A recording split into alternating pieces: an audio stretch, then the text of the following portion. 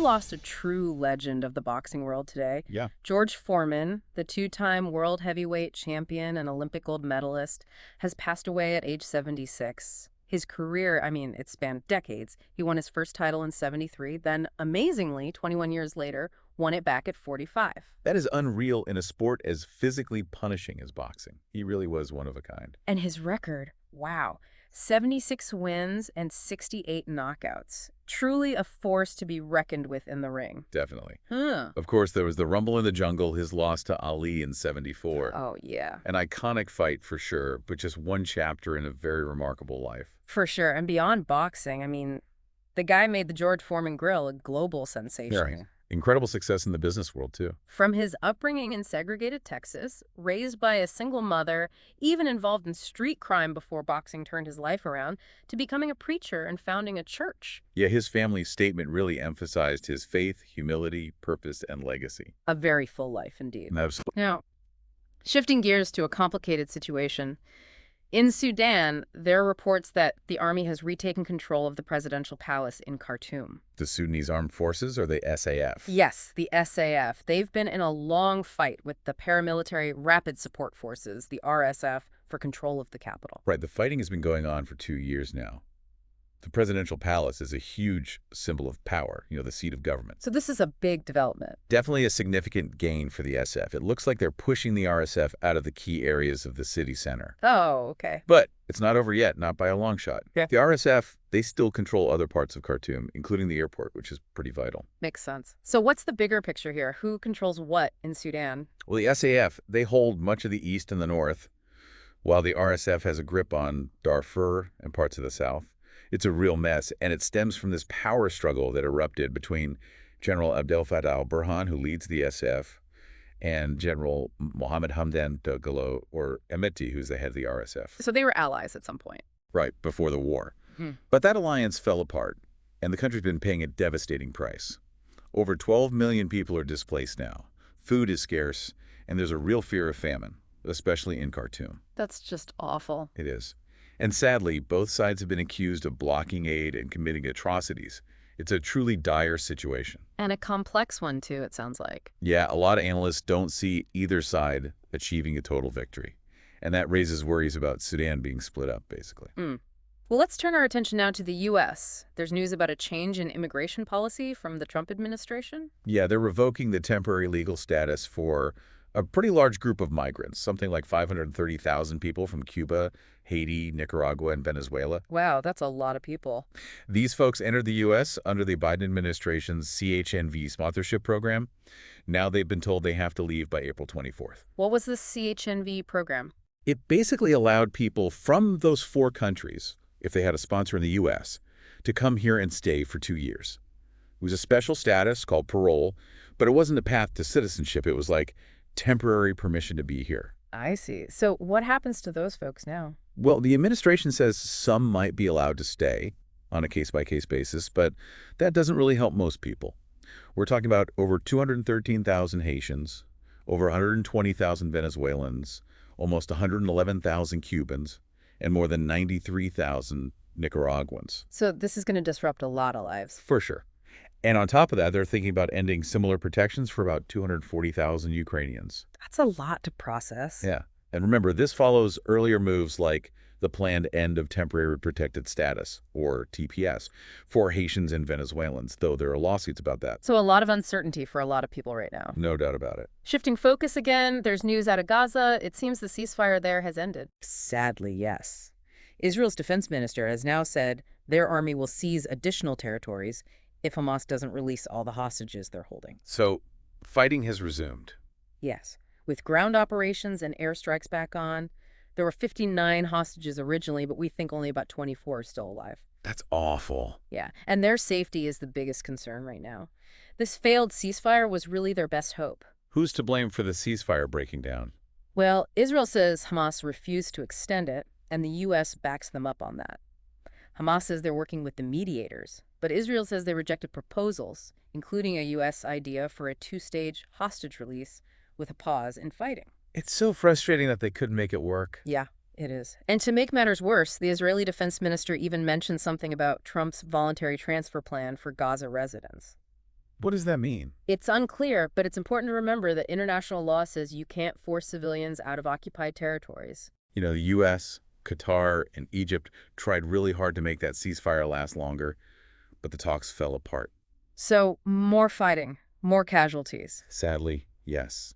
The U.S. puts the blame squarely on Hamas for the fighting restarting, but Hamas denies stalling the talks and says they're still open to a prisoner exchange, an end to the war, and even an Israeli troop withdrawal. Any signs of hope? Well, it's hard to say. We're hearing about planned civilian evacuations in certain areas. There's also the issue of the blockade Israel imposed, which has made it incredibly hard to get supplies into Gaza. This all started, of course, with that horrific attack on October 7th. Yes, so many lives lost. It's a tragedy, and it's hard to see how this ends anytime soon. Absolutely. Moving on, let's talk about what's happening in Turkey. President Erdogan has spoken out against some protests there, which started after the mayor of Istanbul was arrested. Right, Ekrem İmamoğlu.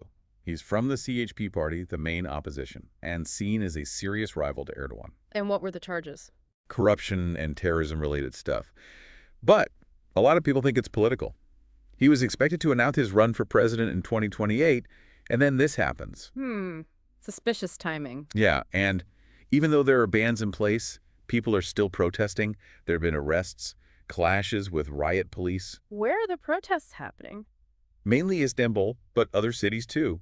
The leader of the CHP is urging people to keep demonstrating, but peacefully. The authorities, though, they've banned gatherings in a bunch of cities and even shut down some major bridges in Istanbul. That's a pretty strong reaction. Definitely.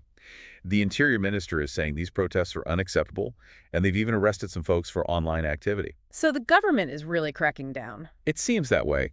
Of course, they say the courts are independent, but the opposition isn't buying it. They see this arrest as a way to silence a powerful opponent. And this İmamoğlu, he's popular. Oh, yeah. He won a big election in Istanbul not long ago, and now the CHP is planning a symbolic election to show support for him. So this is just adding fuel to the fire. Exactly. Turkey's political landscape is already tense, and this is only making it worse. Let's head back to Israel for a moment. There are developments in the story about the head of their security service, Shin Bet, facing dismissal. Ronan Bar, yeah. Well, it seems the Supreme Court has stepped in and frozen Prime Minister Netanyahu's order to fire him. Wow, that's significant. It is. The cabinet had officially approved the dismissal, saying it was because Bar didn't see the October 7th attack coming. Makes sense. But Netanyahu has also said he just doesn't trust Bar anymore. I see. So what happens now? Well, the Supreme Court has issued an injunction, which basically puts everything on hold until a hearing in April. So Bar keeps his job for now. Exactly. And it's interesting because this would be the first time a Shin Bet leader has ever been fired. Oh, wow. Yeah, it's a big deal. And people are outraged. There have been protests. And this whole thing is feeding into the anger over the Gaza situation, too. Understandably so. Netanyahu is saying it's not just about the October 7th failure. He claims there's been a breakdown of trust with Bar going back months. But some are seeing this as political. Right. Bar himself thinks it's because the Shin Bet was looking into Netanyahu's office about some alleged Qatari involvement. Interesting. Even the Attorney General, Bahar Miara, she said hold off on the firing until things are legally assessed. There have been appeals filed, too. So, yeah, it's a messy situation.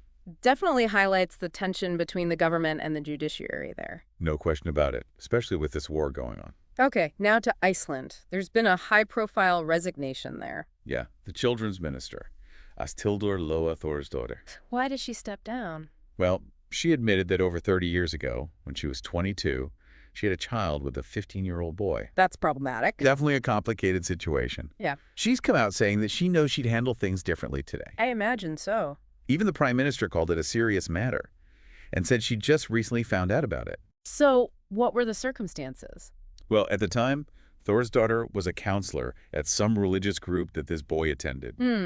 Wasn't 15 the age of consent in Iceland? It was, and still is.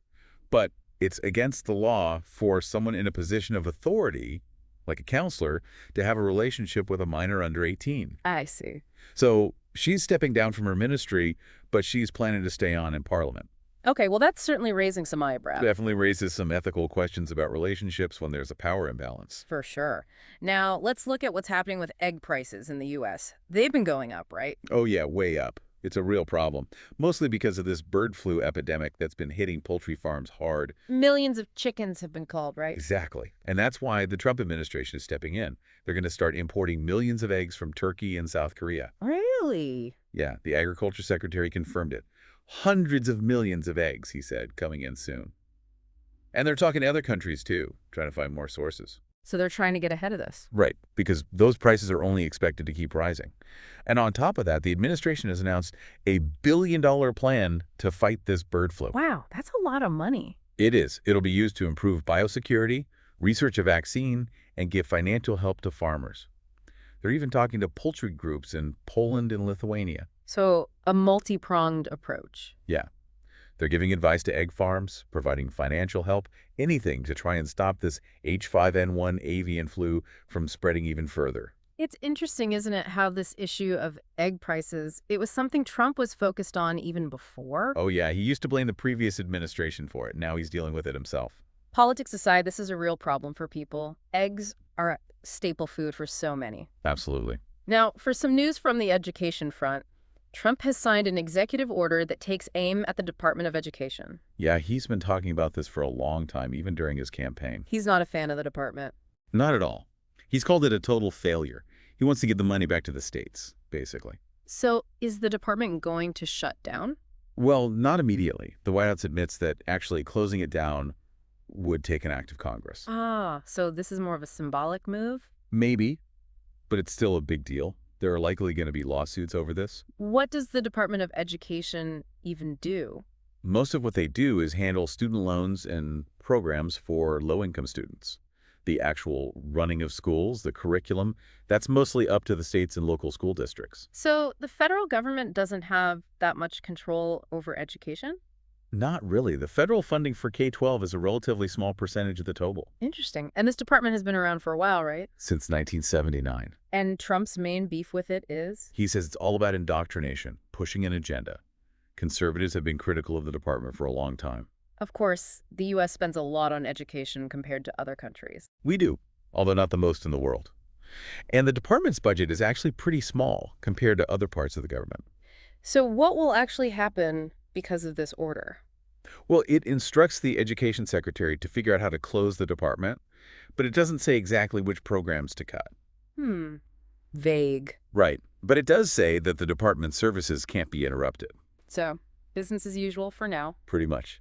There was this memo from the secretary supposedly talking about the final mission of the department. That sounds ominous. It does. And then there's Senator Cassidy. He's saying he's going to introduce legislation to close the department down completely. Does he have the votes? It's going to be tough, even with the Republican majority in the Senate. It'll be interesting to see what happens. Yeah, even if they can't fully shut it down, I bet they can cripple it by cutting its funding and staff. Absolutely. Look at what happened with USAID. That's a good point. So we'll have to wait and see what happens with this. Let's turn our attention to Ukraine. We've been hearing about some Ukrainian troops withdrawing from Russia. Yeah, they were operating in the Kursk region, specifically around the town of Sudza. And from what we're hearing, it sounds like the withdrawal was pretty chaotic. Oh. Yeah, there's video footage that shows destroyed vehicles, and one soldier who was there described it as not well organized. Not what you want to hear. Right. He said the order to pull back came way too late, and their communications were messed up because apparently Starlink doesn't work in Russia. That makes things so much harder. Definitely. But even though the withdrawal was rough, this soldier believes the overall offensive in Kursk did achieve its goal of diverting Russian forces.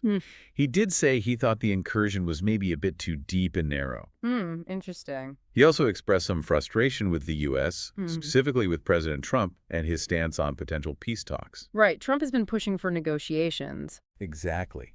And even though Ukraine keeps launching these cross-border raids into Russia, this soldier, he's not optimistic. What's giving him that feeling?